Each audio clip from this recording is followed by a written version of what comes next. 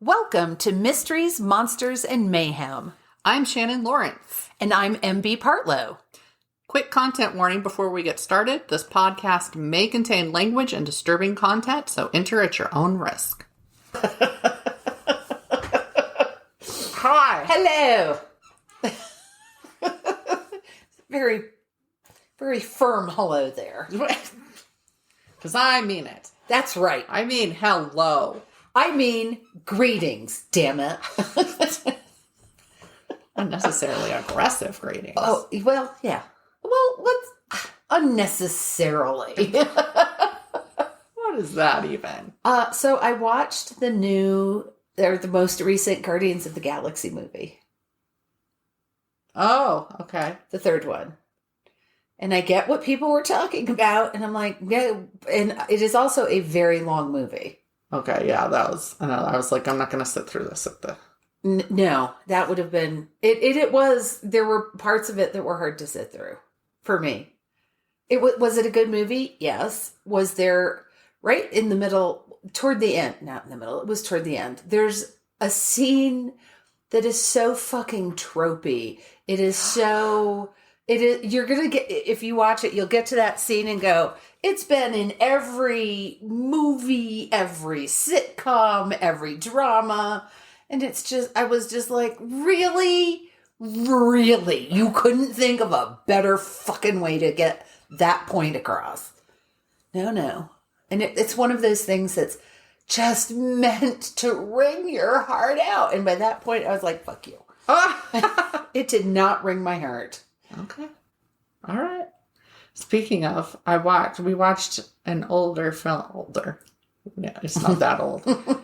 But with Zoe Saldana, which I've always heard her referred to as Zoe Saldana, but in her stuff, there's the little... Oh! I call it the Spanish umlaut, because I don't remember what it's called, and it's not really the accent mark, but over the end, I was like, oh, that would be Saldana, but it's called Colombiana. It's an old action. Oh, I've heard of it, but not old. Yeah, it's good. I mean, we already had it. We had the DVD. That's why we watched it for our family night. And it was pretty good because she grows up. Her parents get murdered in front of her because they work with a drug lord in Colombia. And she escapes to America. And then her determination as this little girl is, I'm going to kill the drug lord that did this. Okay. So she's working her way around to it. It's a good movie. Huh. I didn't remember it much. We're doing, again, another, female power, so next week it'll be Atomic Blonde with Charlize Theron. I did not see that one. That one was good, too. But they're action flicks. My next watch will be, I may have to watch Pee-wee's Big Adventure because of Paul Rubens' passing. Yeah. But I really have to watch the Buffy the Vampire Slayer movie, because he has the best it's one of his best roles. He was so good in that role. He was so good in that role. And that was his little comeback after. Yes. But the death scene especially, I'm like, that is... Don't forget to keep watching the post-credits because he's still dying. Yes, I think I remember that. Yeah, don't shut it off when the credits roll. Yes, I was surprised because Sinead O'Connor died at the same time, right? And I saw all these people... It's so weird how people want attention for somebody dying. That always weirds me out. Yeah. Learned that one in high school. I'm like, you didn't even fucking know him. All these girls in the halls sitting there holding each other and crying. And I was like, bitch, you never even knew that dude existed. Stop. No. But they needed to have that attention. So anyway, I saw a lot of that for Sinead, not so much for Paul Rubens. And it was just like I didn't really respect her when she was alive, and I should have believed her back when she tore the picture of the Pope, because, as everybody says now, she was right, and nobody was listening. And so it was interesting watching everybody's tribute, and then really a few days later, then along comes Paul Rubens, and it was interesting to me to see how many people still didn't know that he wasn't a child predator. Because when he got into his trouble... So many rumors went around because the internet really wasn't a thing then. Right. And so this is all word of mouth. So it was like a giant game of telephone. So the first thing that happened to him was he Was that Yes. the masturbating in an adult theater? It was exposure. Yeah, and indecent every other exposure. man in there was doing the same same damn thing, but they weren't Paul Rubens. Exactly. So that was and when I saw the second thing, I was like, why do I not even remember this? Yeah, I didn't remember that one either. I think that's what they turned into him being a pedophile, but he had like classic, it was something somebody had gifted to him, and it was some sort of classic, I don't want to say pornography, but something along those lines that somebody had given him as a gift, and they're claiming that there were juveniles in it. Yes. But it's like 1920s or 1910s or something. It's like, how do you know how old they are? It was a whole thing. Yeah. That one I hadn't heard of. I hadn't either. And I was like, wow. I did get to see a clip. Of course, there's all kinds of clips, but it was him and Leslie Jordan. Leslie Jordan was on Pee-wee's Playhouse. Oh, no. It was adorable. Yeah. It was a very young Leslie Jordan. And Paul Rubens was aging beautifully. Yeah. He was good friends with Elvira, with Cassandra Peterson, so she posted a bunch of fun pictures that I hadn't seen before. So, and I've liked the little clips of the interview because, again, Paul Rubens, I mean, Pee-wee was hilarious, but Paul Rubens was interesting. Yeah. Oh, who was it? Nope, it's gone. Somebody posted because they had worked. Oh, Rob Zombie had been working for the production company or whatever back when Paul Rubens came in to do Pee-wee's Playhouse. Oh, wow. And he said he walks in the first day and he walks in looking like the Paul Rubens of the mugshots, right? Because he kept his hair long and he did all that stuff. Typically, he didn't look like Pee-wee all the time. And he was just so completely different from the character. And so he did this whole post about his experience with that and being like shocked when he walked in and all of that. And then, but as soon as he was in there, he rolled with it. Right. Mm-hmm. So, yeah. My favorite was hearing him talk about being on the dating game. And he was on the dating game in the character of Pee Wee Herman. Oh, really? He was on 3 times. So the first time he had just kind of really developed the character of Pee Wee, and he saw the casting call for dating game. And people don't realize it was a casting call, not we're just going to pick random people off the street. So he just decided, what the heck? I'm going to go in as Pee Wee and see what happens. And he said it was one of those moments. He walked in and every head in the place turned and looked at him. And he said you could see the people who were in charge, who were like behind the counter going, oh, fuck yes, we got to have this guy on the show. So the first 2 times he was not picked, but the third time he was the bachelor chosen. Wow. That just cracked me up. I wonder if there's a book about the dating game and about all the crazies that went through there, because the serial killer was on there, right? Yes. And I'm sure there has to be so much more to that. And people who actually went on the dates, come on, crazy shit had to have happened on those dates. There was something in the 90s, late 80s or early 90s. What was it called? It was like that. And the couple would go on a date, but then they would have the couple come back and talk about it. Oh, I think I remember. It was a half-hour show. Was it called Studs? Well, I don't know. It was called something, and it was a half-hour show, and it was on like at 11 o'clock at night because it was very risque. Because usually they would hook up. It wasn't just that they went on a date, but they'd come back and try to lie about whether they hooked up or not. And there was one, and this woman was like, well, no, he was obviously very much beneath me and blah. And she was just trashing this guy. And he reaches where he's sitting, he kind of reaches into the back behind him and pulls out something. And he goes, oh, here's your, I don't know if it was her underwear or what, that you left at my house. Yeah, and she was just.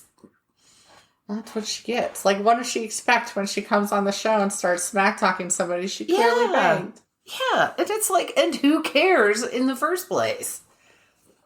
That's funny. I feel like there were crazy dating shows on MTV for a while, but I can't pinpoint anything. There were a whole bunch of weird things on MTV before it became not about music at all. Like there was a perfect time on MTV where you had music videos, but there was also some entertaining programming. I remember Jenny McCarthy hosted something. And there was a show called, I'll never know what it was called. I will never be able to come up with the name. But it was like they had different musical hosts, and it would be some, like, I remember watching one with Meatloaf. He was the one doing the hosting, and he would have 3 guests on, and they were all people, either musicians or singers or in the music industry, or sometimes they were just famous actors. They were all famous people. And it'd be like, what are your top 3 rock albums? What was the best, ballad? And they would debate, and then they would have some board and the results up there, and I obviously can't remember it very well. No, I feel like there was a game show with the dude from Ferris Bueller, the Bueller dude. Yeah. Bueller. He had, and I swear that was on MTV. So there was a lot. Yeah. And then The Real World, I noticed that The Real World is on one of the streaming services I have from the beginning. Oh, wow. I thought about watching it, and I was like, no. I never got into The Real World. But I had friends. I watched one season of it. I just remember there was a dude named Puck, and he was gross and he was trouble, but he was entertaining enough to stick in my head when none of the others did. Well, a friend of mine who watched it said, I don't want to watch it anymore, but she was one of those people who's like, I've committed to watching this show. I've watched X amount of this show, so I'm going to, as long as it's on, I'm going to keep watching it. Oh. Whether That's I want to or not. That's kind of how I am with books, but not with shows. Yes. I'll plow through if I'm like, I swear, because if it's something like I want to like more, like I liked the premise of it, but I'm disappointed that I'll watch it for longer than I should, because I'm like, it's going to get better. It's going to satisfy what I thought it was going to satisfy, right? No. I just picked up a book. I had 2 book disappointments this week. So one was a book, I don't know where it came from. It was on my Kindle. I started reading it. And I don't know why, I thought it was going to have a supernatural element like vampires, but it was just this whiny teenage boy. And his friend got bullied, and he did not stand up for his friend. And then he did not remain friends with him. He distanced himself. And so his father moved him to a new school, and he's got a crush on this girl. And the description, this writer's description of this 17-year-old boy meeting the 17-year-old girl, and she did not have red hair. She had reddened hair. Reddened? Reddened. Okay. And it was like, are you telling me she colored it? Right. And he was describing her innocent face that somehow looked like it had been around. And it was so bad. What's she been doing with her face that her face got around? I don't know. And around what? So I stopped reading that. I was like, no, I have to just delete this because it's terrible writing. And it was one of those where the writer uses contractions in the prose, but not in dialogue. Oh, yeah. Okay. So I was like, what the fuck is wrong with you? But the other one was, I was finishing a thriller that was pretty good. And I mentioned it, and this was online. So I mentioned, I just finished blah, blah, blah. And Space like, that was great. Have you read this other book, which I'm not going to name?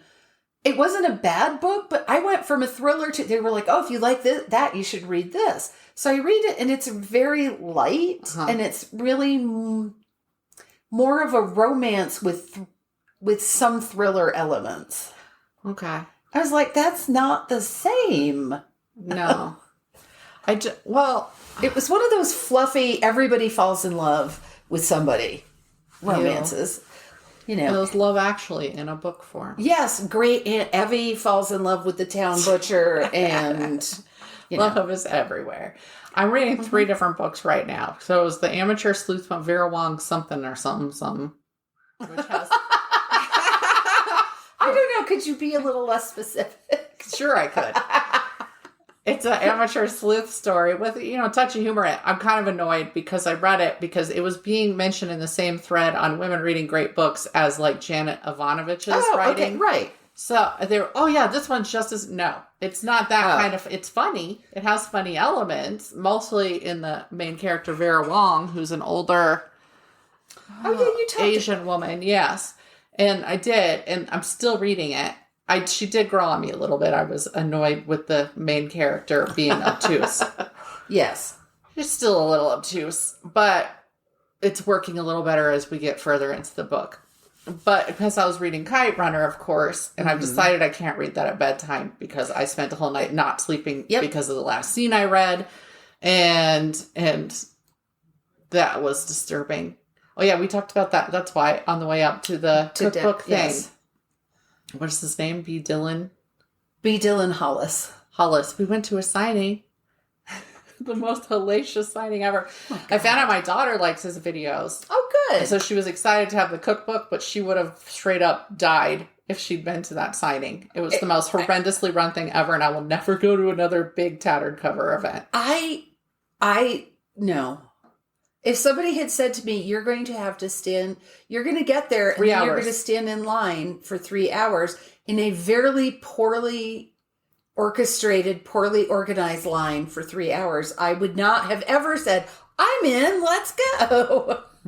That was just awful. 3 hours compressed like cattle. Yeah. It was like a barn. And they were like, well, one part of the bookstore doesn't have air conditioning or something. Yep. The hell was up with that? And somebody said, well, they didn't know how many people to expect. And I'm like, the fuck they didn't. They sold tickets. So they knew. Now, they did have a handful of extra people, like the woman who was in line ahead of us, who just showed up with copies of the book and got in line. Were allowed to get in line. Yeah. It wasn't like they were sneaking in. But I'm like, and the cafe ran out of bottled water. Oh, God, we got some before they did. Yeah. Who said that? How did you find that out? I heard one of the worker bees at Tattered Cover come to somebody else and go, oh, my God, the cafe ran out of water. Ran out of bottled water. And I'm like, how the fuck does that happen? Did you not walk 15 feet into the cafe to the manager and say, hey, we're having a big event? Plus, I saw somebody else went to a Tattered Cover signing a few days later. And I'm like, look, I'm showing everybody in my house, which was 2 people. Look, they're sitting down. They're in a That's big what room. I thought it was going to be. That's what Kim Harrison's was. Yes. Fuck what they did. Which in no way reflects on the person whose book they were selling, by the way. That was purely the bookstore. And he was delightful. I wasn't even there as a fan. I've watched like 4 of his videos, maybe. I just want to do something social, and I paid for it for fucking days because of the sensory overload, because of having people inside my bubble for 3 fucking hours of hell. Like, I was joking when I said I was going to go inside and shut down, but then I did. I shut down. I couldn't deal with anybody. I couldn't talk to anybody. I went numb and just for 2 days. Amy couldn't walk the next morning. 3 hours of standing is a lot. And that's something that you should have warned people about, especially since the other events are sitting ones. Because for physically, yes, it was also very hard on me physically. I'm still paying for it physically, and it's like a week later. And there were people there there were people in wheelchairs. There were people on, I saw them I think they bebopped the wheelchair to the front of the line because they went through an elevator. I'm like, good, because making them wind through like you made all of us do, terrible. Fuck that place. I shouldn't be saying it because this should be advertising that I'm doing a signing at one down here. And it's not, none of us are big, so it's not going to be like lines or anything. But yeah, just, I didn't enjoy it. I guess I'm going to go ahead and start. Okay. I really had nothing more to say about what I was reading, except that it had grown on me and I was reading 3 books. Oh, and it wasn't as funny as I wanted it to be, because you don't get to say it's Janet Ivanovich. So what's the 3rd book you're reading? Or are you not the still Gory reading Details one. Oh, okay. I'm still reading that because I just read like a chapter. And I am still reading Gideon the Ninth, which I've been reading for, forever. Like 2 months. So yeah. It's a slow starter, but it's picking up. I'll probably finish them all like boom, boom, boom in a row. And then I caught up on all my reviews. It's 8 months into the year and I had not done any of the reviews for any of the books I read. And I have read way more books than last year already because I've been making a point of it. So, yeah. Okay, so what you got good? Okay, I'm calling this one Ghostly Confessions. It's like it. It's not as paranormal as what I did last week, but there is paranormal to it. And it's funny because you might kind of see why I ended up finding one of these stories, because there's a name that's the same, a last name, and that's how it pulled. And since there was a ghost involved, it pulled up off of was it Maria Jose Ferreira? Was it from last week? All right. March 16th, 1982. A very good year. That's sure. I was 5. 13-year-old Carrie Ann Joe Peck, a troubled Milwaukee teen who enjoyed a little rebellion, got busted for being in the hall during class time without a pass. In other words, she was skipping class. The school suspended her. She was in middle school and they suspended her for skipping class, so it could not have been her first time. I was getting in going to trouble. say, for God's sake, she could have had cramps and been trying to get to her locker to get a tampon. That's how I got out of skipping. Several times, getting in trouble for skipping several times. So they called her mom and they said, do you want to come get her? And her mom, I'm assuming her mom was at work. It never explicitly said that, but the details of this lead me to, I think her mom was working. Okay. Her mom, kind of tired of Carrie acting out, told the school representative that her daughter had likely gotten suspended on purpose so she could go to her best friend's party that was happening during the day. They were all skipping to go to this party, so she got herself suspended. And they only lived a block away from the school. So she said, you can tell her she can walk home, and I'll see her when I get home, right? Right. Who the hell throws a party during the school day? I mean, it's either idiotic or brilliant. Because their parents were at work, I guess. And so they had the house, right? I do understand the And there was logic. a range of ages at this party. Okay. So it was 1:30 in the afternoon, about, when this call came in and when Carrie was told to walk home. When Carrie hadn't gotten home that night, because her mom, when she didn't show up, she was like, yeah, she was at the party and figured she would, right? Her mom called the police to report her as missing. And at this point, she assumed Carrie had run away. And so she told them she thought she had a runaway. Her best friend, Robin Mant, confirmed she was at the party that day. It was her friend's party, but hadn't seen her leave. Then on September 2nd, 1983, the Mant family had hired a contractor to renovate their back deck. As he tore apart the old one, there underneath the deck was a body that had been hidden there for 17 months at that point. Oh my God. Yeah, police showed Carrie's mom the jacket found with the body, and she confirmed it belonged to her daughter. And then dental records further confirmed this is Carrie. The autopsy showed that she had suffered head and neck injuries and had died from bleeding inside the skull, was what they had surmised. News of her body being found hit the news. God damn it. This is the stuff I catch in editing. And a few days later, a teenager named Jose Ferreira was spotted by a neighbor holding his arms up to the air and crying. Just in my head, it's so dry. With his arms up. But anyway, he's crying where her body had been found. And the neighbor told police because he was like, well, this is some weird ass shit, or she. And they were already questioning all the partygoers, of course, because where are you going to look? Although it's 17 months later. Yeah. Good luck finding them all. And good luck on And most of them had skipped class to get there and all this stuff. And you've got to, well, who else was at the party? And you've got to work through that memory of 17 months ago when they've probably been to other parties since then. When they questioned Jose, he said he didn't know Carrie and knew nothing about her death. Without evidence pointing to him, police couldn't pursue him for charges, though it does appear they suspected him, but there's little you can do. There was no physical evidence on the body that led to who the killer was. And if all he was doing was crying, right, he could have just had a crush on her. Right. So they really couldn't get anywhere. And I will say that the word in the area had been that he had been acting weird and they felt maybe he was, but it's that word on the street doesn't get very far necessarily. Word on the street doesn't prove anything. The case languished with no strong evidence pointing to anyone in particular, right? So this is becoming a cold case. And again, this occurred, she disappeared in 1982, body was found in 1983. On October 11th, 2015, Jose called his wife, a grown-ass man now, married, and confessed everything to her. Oh my God. He also called a crisis line and WISN 12 news station and told them what he'd done. His wife went to police as soon as he called her, and she said, my husband just called me and said that he killed this girl that went missing all this time ago, right? And police brought him in on the 13th, so about 2 days later. Jose told them that he'd been 17 the night of the party and that he and Carrie had smoked some pot, but she'd coughed, so it might have been her first time. He asked her to go down in the basement with him where they were supposedly going to make out. But at the top of the stairs, she balked and she was like, no, this isn't a good idea. I don't want to do this. Let's go back up there. And he said, you're going. And he shoved her down the steps. Oh. She hit the railing, then fell headfirst to the floor. Oh. Her feet were above her on the last two steps, as he described, so very headfirst. Oh. He went down the stairs and thought she was unconscious, and this is where I'm so tired of, listening to these men talk.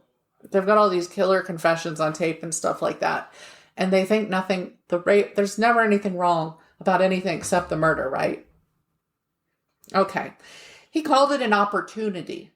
Oh. telling her unconscious form how pretty she was. He felt her up over her sweater, in his own words. Some reports said he had sex with her. Her mother was quoted as saying, "Yes, I've been informed that he had sex with my dead daughter." Then when he tried to sit her up afterwards and realized her neck was broken and that she was actually dead, and she had actually probably been dead the whole time. Panicked, he took her body in a shovel through the basement, opened the outdoors so everybody else is partying up front, right, and up on the main floor.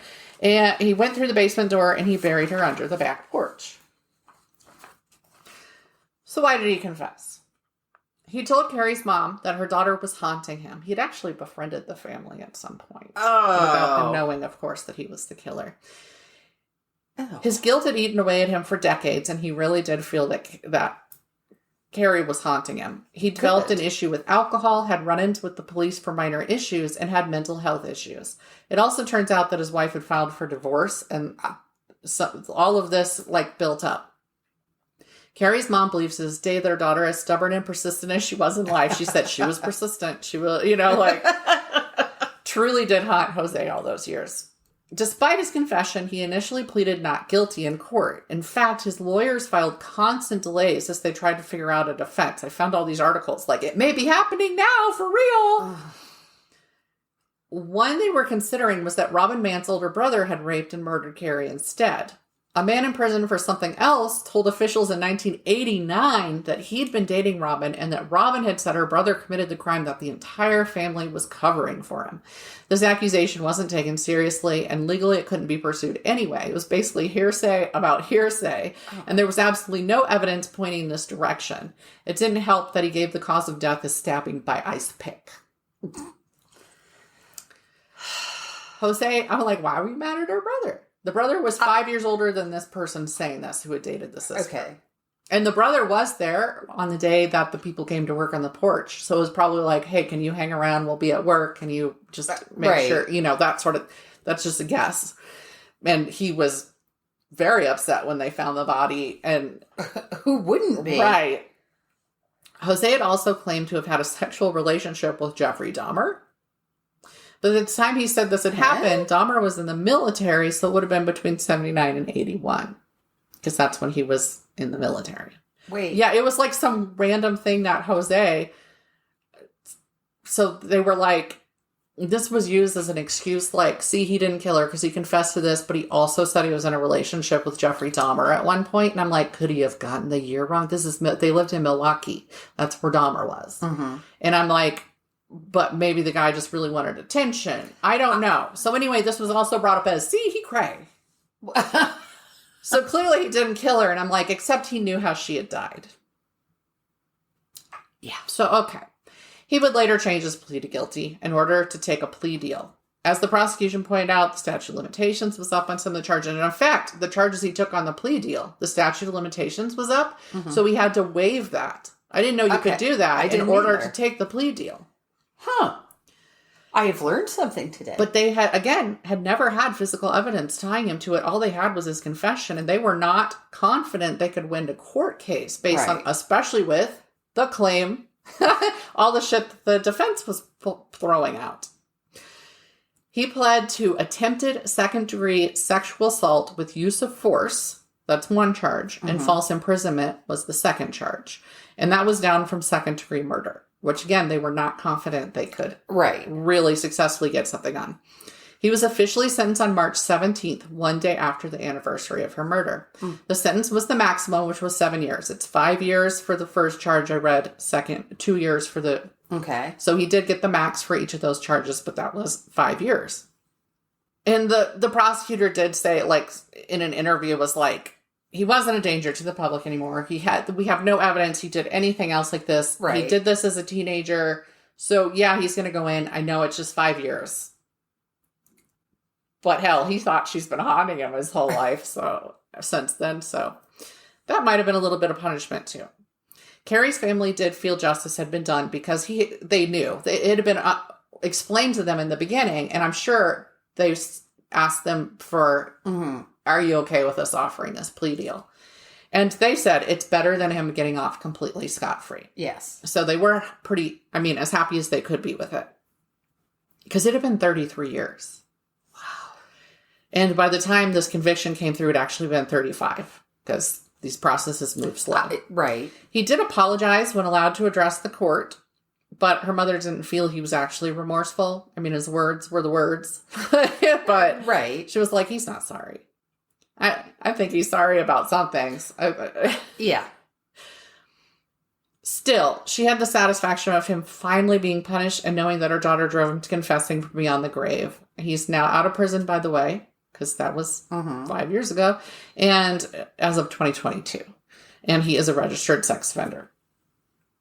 And in a related situation, a person out walking a dog early on August 20th, 2010, found the body of 36-year-old Jennifer Stewart near the corner of a building. She had been brutally and bloodily murdered. Both a sex worker and a Cree woman. And this occurred in Canada. Her crime went unsolved for a time, possibly due to her stats, we'll call them, of being a sex worker and B, Indigenous. So nobody gave a shit. But then on February 25th, 2013, a man named Adrian Dow, that's how I'm going to pronounce it, Daou, who was serving time on drug charges, went up to a guard and told them he needed more space than he had in the prison. And that maybe if he confessed to a murder, they could get him moved somewhere roomier.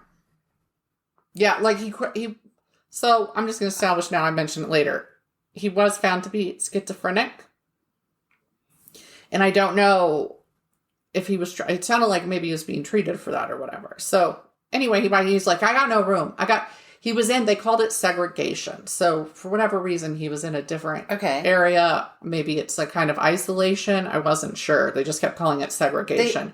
And he desperately wanted out of segregation. So he's like, well, yeah, just tell him that fucker's a murderer is one of the things he said. It was like a quote.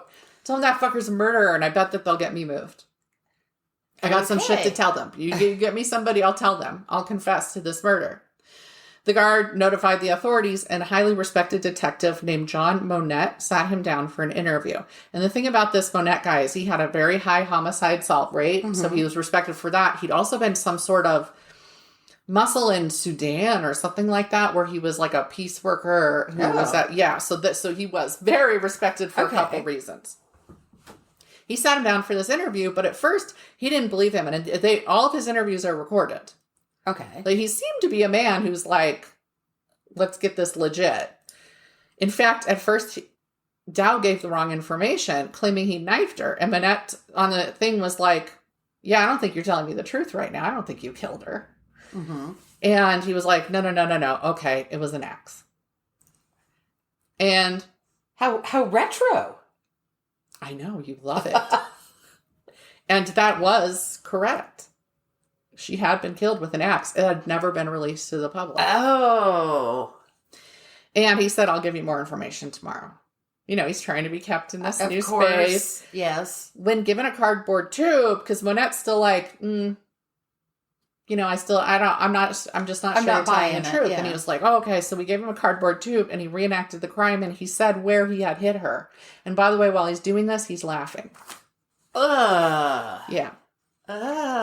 So when he tells his story, he claimed they had a previous kind of working relationship and that he always called it dope. He sold her dope several times. So he had done this a few times. They kind of knew each other, but not really. It doesn't sound like he had been a customer of hers, like in a vice versa way, or that she had paid in that way, because the cops did ask. Right. So he was at work and he decided killing someone would help his rap career. So we're back to like Jennifer's body shit here.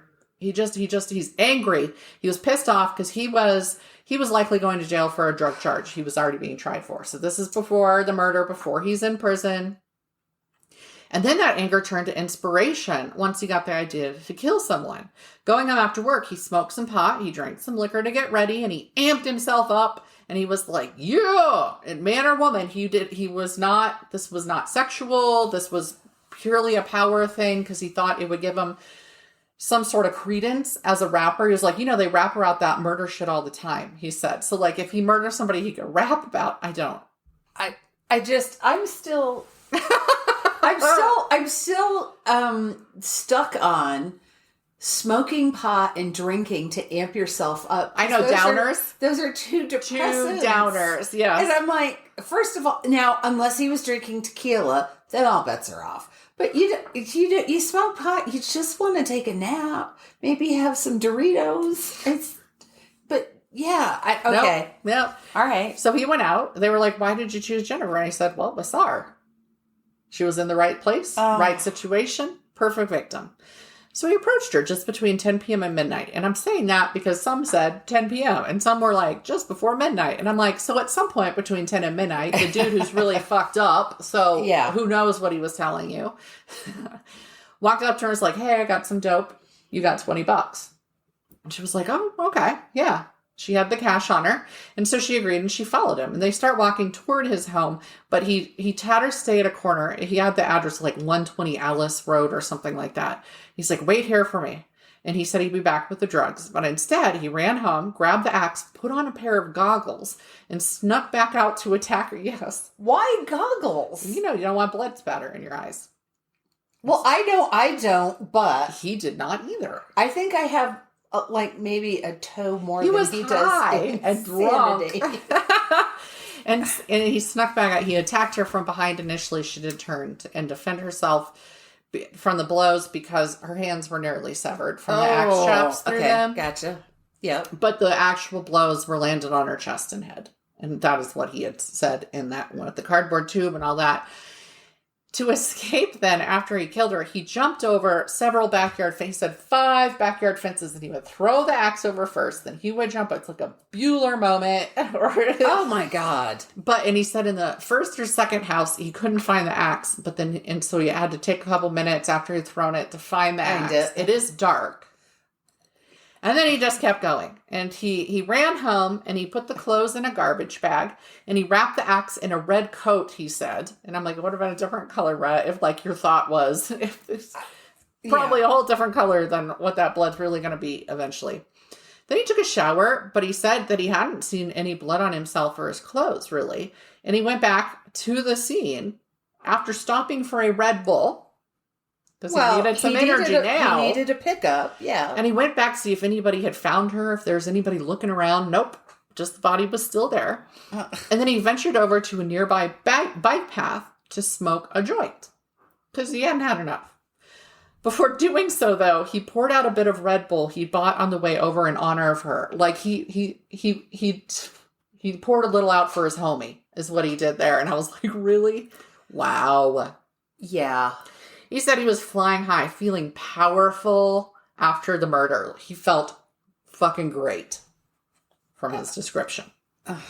I will say that on the stand, he claims she never tried to defend herself, but all of the other evidence was overwhelming. Christ, how powerful do you have to be to sneak up behind somebody who trusts you with an axe? Yeah. Yeah, that's not power, my dude. So here's why I tied this story in with the first one.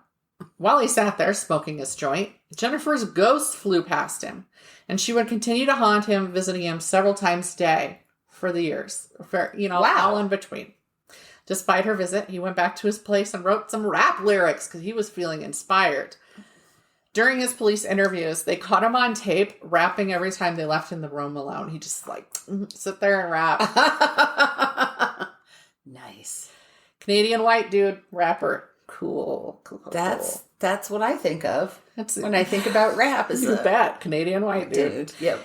Adrian was found, again, I did say I had mentioned this, to have schizophrenia, but he was also found able to stand trial. He was mentally competent enough that he knew right from wrong, right? Despite his confession, he pled not guilty, just like the other guy. I'm like, you confessed, yo. Just stop. Yeah. While his story changed at times, again, on the stand, he's like, no, she didn't defend herself. Yeah, she did. I don't know if he thought that sounded worse that she did or something. I don't know. You never know. Their rationale is always so wiggy anyway. He consistently got important elements right that resulted in a conviction by jury. He was found guilty of first-degree murder and sentenced to life with the possibility of parole after 25 years. Then, in 2021, on the very same day, the federal government announced its plan to address MMIWG, murdered and missing Indigenous women and girls.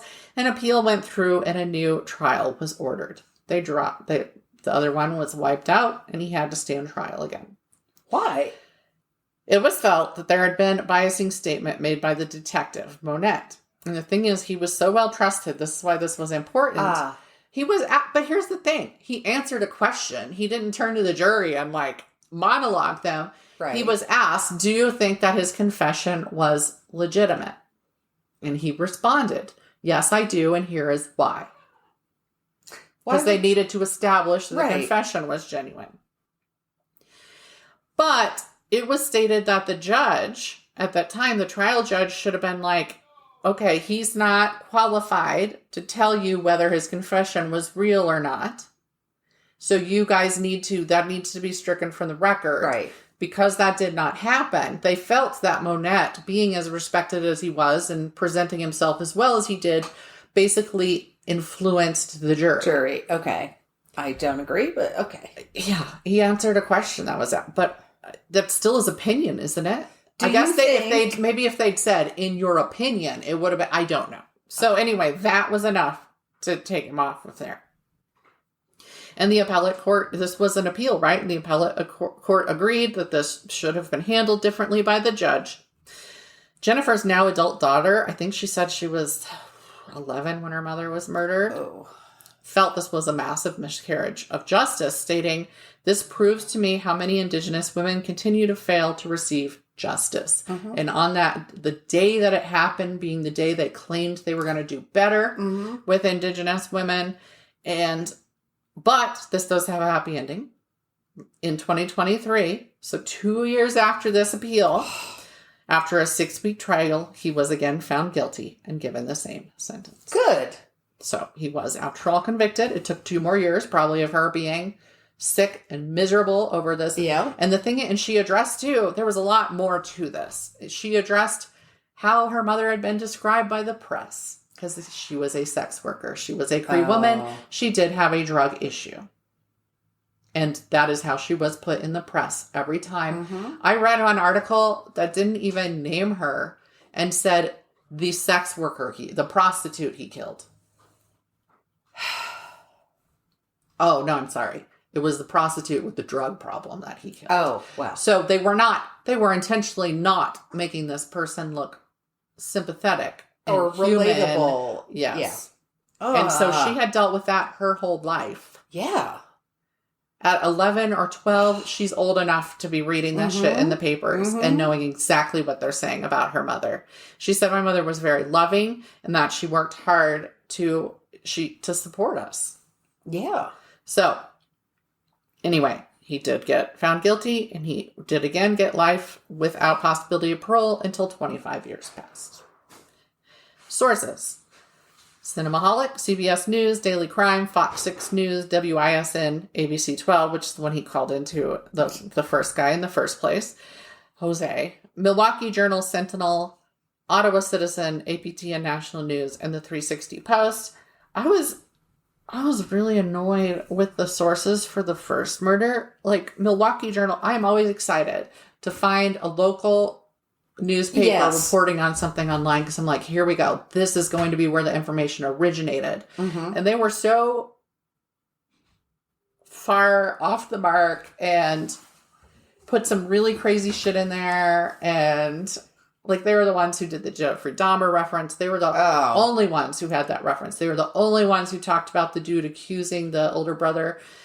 And I purposely didn't give the older brother's name, even though I gave the best friend's name, and so it's out there. But because it seemed kind of ridiculous, the way that was done, I was really disappointed in that journal. And mostly the real news, I named CBS and Fox and ABC and all this shit, and the best information came from Cinemaholic.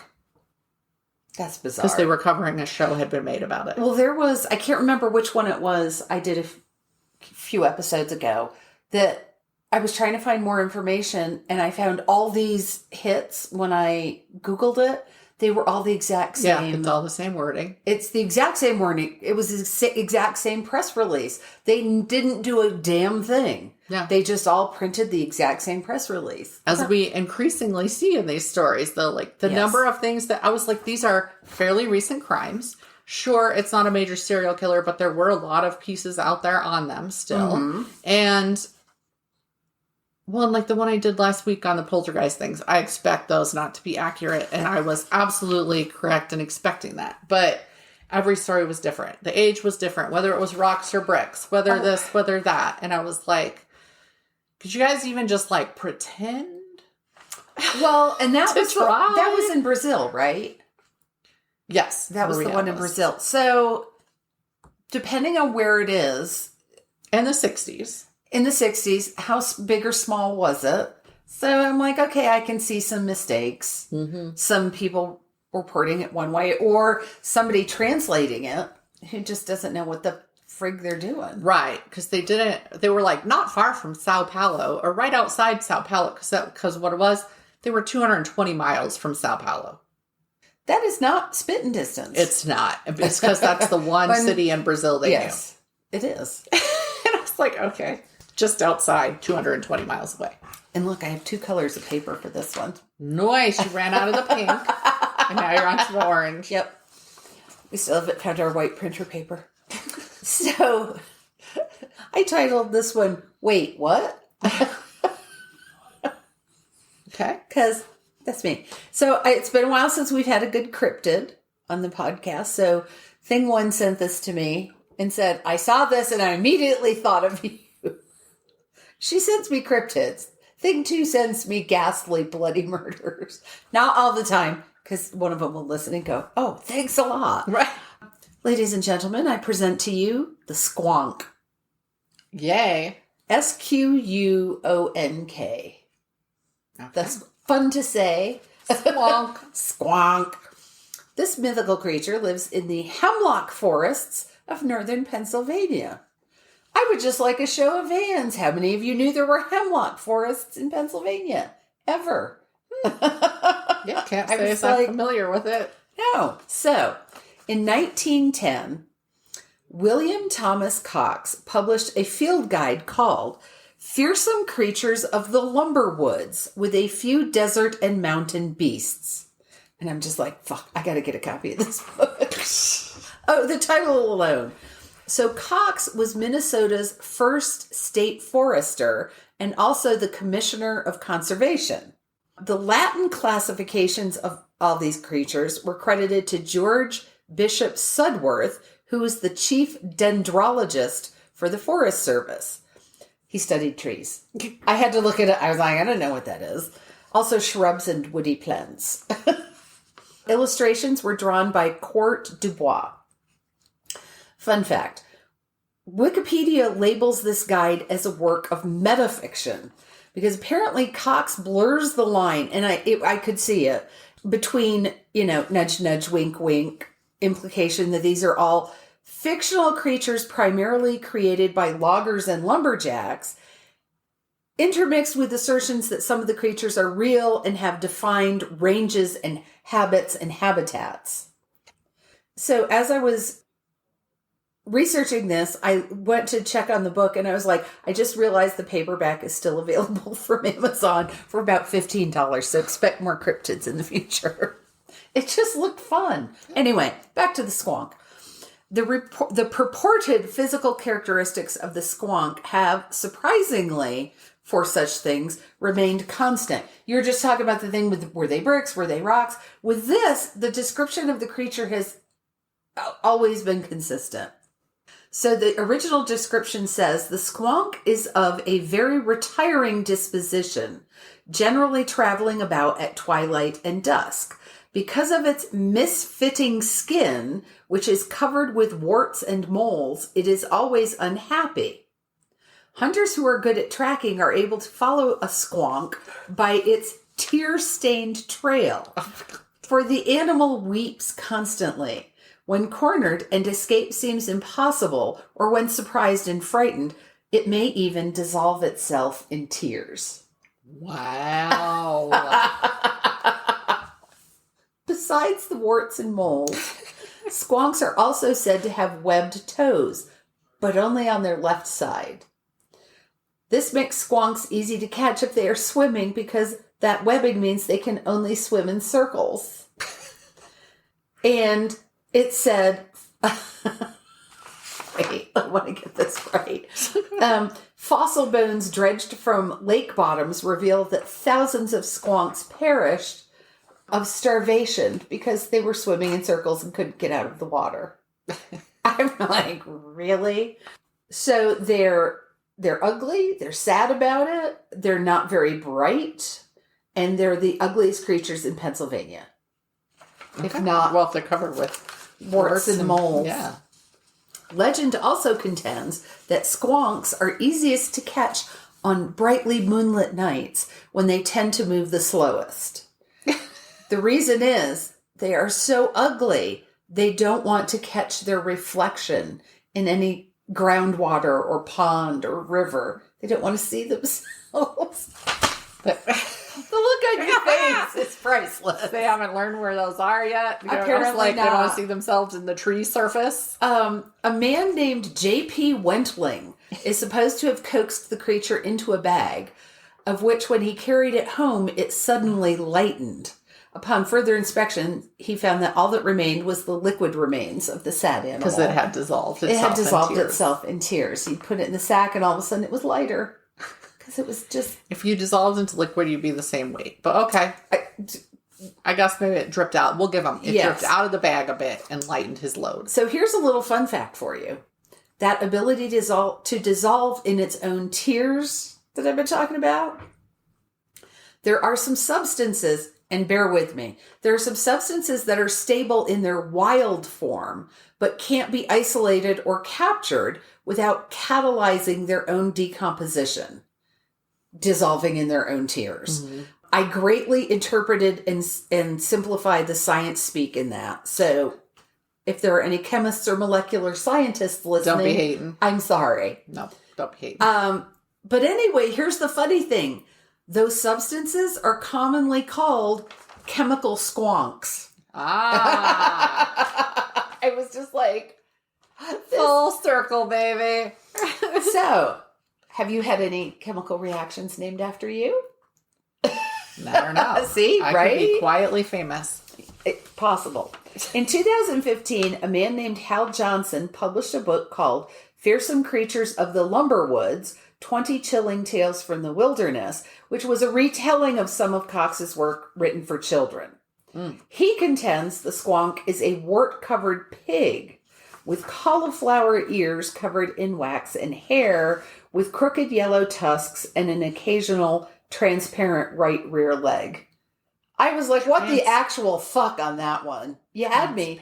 Occasionally transparent. Right. It has the invisibility power, but only in its right rear leg. Yes. Sometimes. And apparently not the entire leg. Oh. That's much clearer now. Thank you. So, yeah. I was like, that book I'm not looking up. Nope. So, side note, because it was such a peculiar expression, which I've heard before, because, I read a lot. Do you know what a cauliflower ear is? Yes. Okay. So I believe Johnson used it incorrectly because, it's a lumpy, bumpy, misshapen. Like it, yeah. Yes, it's caused by blunt force trauma to the ear, like professional boxers would suffer. And I think he probably did mean lumpy or malformed, but it's unlikely that an antisocial creature would have misshapen ears because of too many lost boxing matches. Maybe it runs into trees a lot. Okay. And therefore boxes its own ears. There you go. That could be. I can play this game. The man, the myth, the legend, that is Paul Bunyan had a run-in with a squonk. Paul and his men... step on it. He and his men were out cutting trees when they heard a strange wailing in the distance. So what did they do? Well, they're men. So one of them began to imitate the noise, which then started moving closer and closer. One determined man moves into the woods, squealing in response to the unknown animal, the very first hold my beer moment probably, and catches the unsuspecting squonk in a bag. But when he takes it back to the camp to show it off to Paul Bunyan and the other men, the only thing in the bag is some salt water and bubbles. Gotcha. Little foam.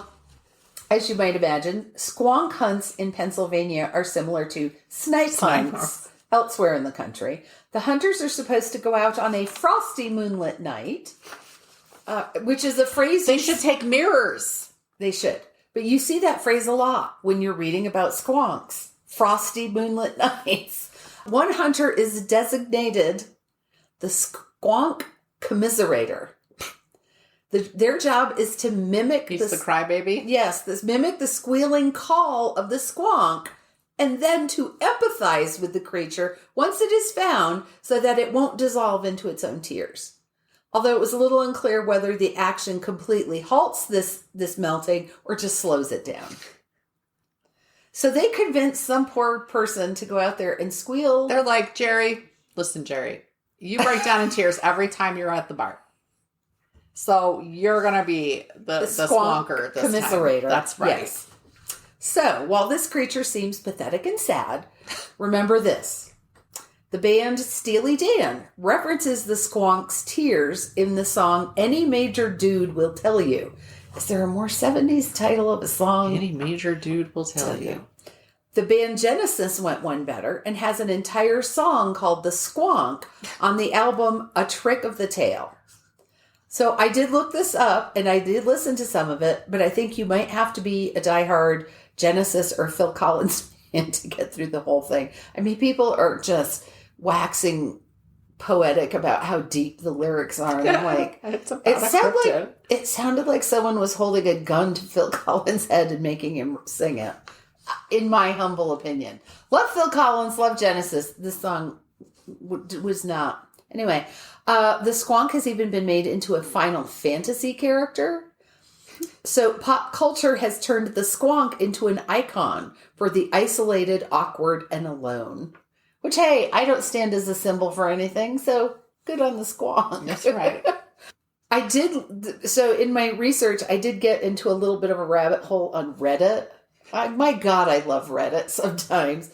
Some of the comments on the squonk are savagely hilarious. Lots of it me. Yeah. Of course. And someone who claims to have a squonk tattoo. Wow. And is like, I have to explain this every time someone sees my squonk tattoo. And I'm like, why would you? But anyway. And some people just said, oh, you mean incels. Those are just the ones I can repeat. There are some others I'm not going to. And this is me. I'll say pretty much anything. So if you are irreparably intrigued by the idea of the squonk, you're going to love this final tidbit. And I'm like, when are we? Oh, and it will be after the air date. Just the weekend, coming this weekend, Squonkapalooza is an all-ages festival celebrating the squonk, as well as other creatures of Appalachian and American folklore and cryptozoology, held in Johnstown, Pennsylvania. And their guest speakers include podcasters, writers, cryptid hunters, professors, and paranormal investigators. Great. So there's still time. It's in Pennsylvania, so move your ass if you want to get there. But the... Zero desire to go to Pennsylvania. I don't mind Pennsylvania. I'm probably not going to go to Squonkapalooza. On that note, the Mrs. Roper pub crawl apparently just occurred. Oh, man. Right? I'll go to that one. I would... Those moo-moos would be super comfy. Right? So my sources were Thing 1, Wikipedia, Cox's book that I referenced, cryptids.fandom, Penn Live, short for Pennsylvania Live, Sam Kalensky, and squonkapalooza.com. There was, I have to say, because I was talking about the people who were going to be guests. So the other night, I'm sit down in the TV and I'm channel surfing, as I am wont to do. And there is I can't even remember, I think it was on the Travel Channel. There is a show, and this episode, it was following two vampire hunters who were detailing how they tracked and how vampires came to the United States and how they tracked them and what they looked for. And of course, Joe walks through at some point. He's like, what are you watching? And because he thinks it's part of like Buffy the Vampire Slayer, except he's like, but I don't recognize these guys. I haven't seen this. And I'm like, no. I said, these guys claim to be real vampire hunters. And he looks at me and I'm like, I didn't write their copy. I'm not saying I believe that they are actually vampire hunters. I said, but I have to give them props for the way they're packaging and presenting themselves because they were very earnest. They had these pseudoscientific, and they were, of course, they go talk to the rancher who had 3 head of cattle in a very short, like in a month, show up with all their blood removed. And I said, they really do ask good leading questions. They don't look like flaming idiots. They're not. So I said, I give them points for knowing how to present themselves to their audience. Okay. And he was like, you watch too much TV.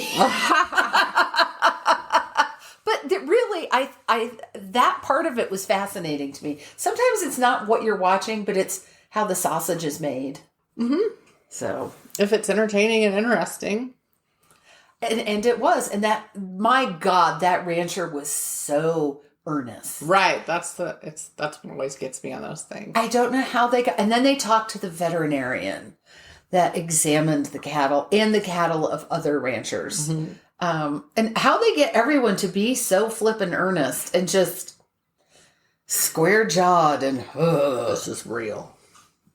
This has happened. This is real. This has happened. I saw it. That's right. So, because cattle, if you get a lot of cattle mutilations, that means you have a larger gathering of vampires and they're subsisting off the cattle before they start attacking humans. What's it called again? A kiss of vampires? Yeah, it's a kiss They of did vampires. not call it that, but... Lame that they didn't really do their homework. Also as aliens.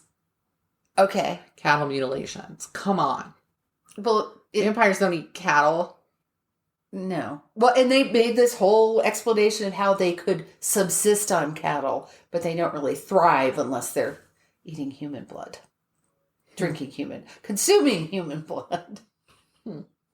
I just was, and I went, they got somebody to pay for this. Yeah. They got somebody to pay for their travel and do the filming because it's obviously a very it's not Blair Witchy, shaky cam running through a field. They have a professional crew and editing and the whole 9 yards. So okay.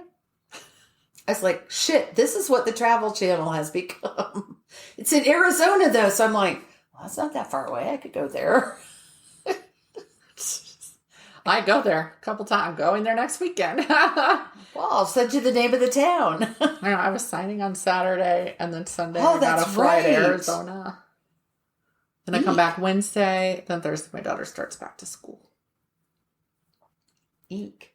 It's not going to be a relaxing week. So what do you do, if anything? How do you celebrate going back to school with your kids? We usually see now it's just one this year, yes. right? But we usually just go out to a dinner or somewhere fun though. Like we gone to the Brazilian steakhouse. And nice. We do it at the end of the year and the beginning of the year. So we went to the teppanyaki was a celebration of the end of the year this. Mm-hmm. So I'm not sure what we're doing yet.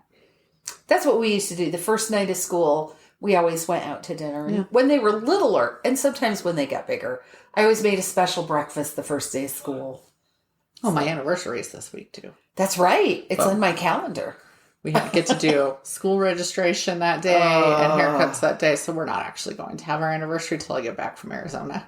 We decided, One year I was in Virginia right? on our anniversary. I was like, do you mind if I'm not here? And Joe's like, are we still going to be married? Yes. Will we celebrate when you get back? Yes. Yeah, whatever. Right? Yeah. So. Yeah. All right. It's all good. Yeah. Especially, it's 27 years or something this year. Yeah. All right.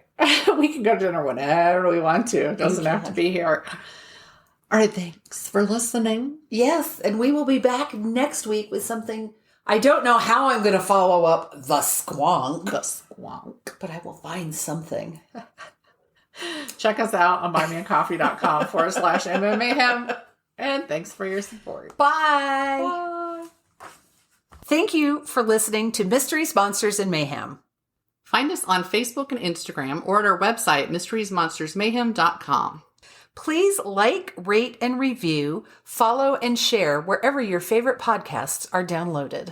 Thank you for listening and supporting our podcast. We'll be back next week with more shenanigans.